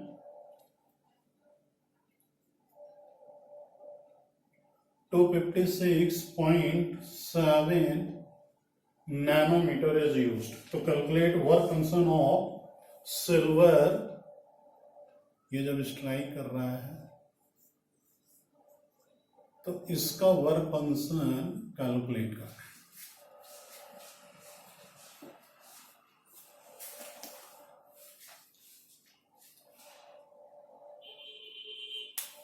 अब देखिए इसको ऐसे समझना है, ये सिल्वर मेटल की कोई सरफेस है, वही जो सर्किट हमने बताया था उसको इस तरह, इसमें हमने इस रेडिएशन को गिराया, तो ये जो इलेक्ट्रॉन्स हैं वो निकलने की कोशिश करेगा कुछ काइनेटिक एनर्जी के साथ। तो बोल रहा है वो इलेक्ट्रॉन ना निकल पाए तो पोटेंशियल कितना अप्लाई कर देते हैं नेगेटिव फॉर्म में, दिस इतने वोल्ट का स्टॉपिंग पोटेंशियल लगा देते हैं, मतलब इलेक्ट्रॉन इजेक्ट ना हो किसी भी तरह से। ये ईवी होगा। तो अगर इतने वोल्ट का पोटेंशियल हमने अप्लाई कर दिया, मींस स्टॉपिंग पोटेंशियल का मतलब क्या हुआ, जो इलेक्ट्रॉन इजेक्ट हो रहा था कुछ काइनेटिक एनर्जी से हो रहा होगा, उसकी कुछ काइनेटिक एनर्जी मान लेते हैं इलेक्ट्रॉन वोल्ट में होगी, काइनेटिक एनर्जी इलेक्ट्रॉन वोल्ट। तो अगर हमें इसको निकलने से रोकना है तो इसकी काइनेटिक एनर्जी क्या करनी पड़ेगी, जीरो। ठीक है, तो ये जो काइनेटिक एनर्जी जीरो करने के लिए जो स्टॉपिंग पोटेंशियल हमने अप्लाई किया है, तो वो स्टॉपिंग पोटेंशियल कितना होगा, 0.35 वोल्ट का अप्लाई किया गया इलेक्ट्रॉन के लिए। तो कुल एनर्जी कितनी हो गई उस समय जो दी गई होगी रोकने के लिए, 0.35 वी ई वोल्ट के करीब। मतलब ये एनर्जी किसके इक्वल हो जाएगी, इतने इलेक्ट्रॉन वोल्ट। मतलब ये कहने का है जो इलेक्ट्रॉन इजेक्टर था, मतलब फोटो इलेक्ट्रॉन जो था, उसकी काइनेटिक एनर्जी इसके बराबर होनी चाहिए, तभी स्टॉपिंग पोटेंशियल नहीं आएगा। तो हमें काइनेटिक एनर्जी पता चल गई, वर्क फंक्शन कैलकुलेट करना है और स्ट्राइक वाला पता है। तो स्ट्राइकिंग एनर्जी एच न्यू बराबर किसकी हो जाएगी, इंसिडेंट लाइट की, means 12,400 by lambda in angstrom, तो 2567 इतने इलेक्ट्रॉन वोल्ट। तो ये एनर्जी जो है इक्वल टू किसकी होगी, work function W0 plus kinetic energy. इसको सॉल्व कर लेंगे तो W0 की वैल्यू कैलकुलेट हो जाएगी, दैट विल बी आंसर। तो ये कैलकुलेट होके आएगा आपका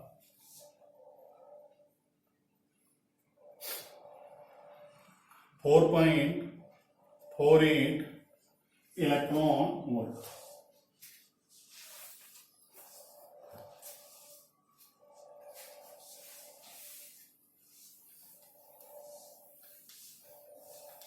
ठीक है।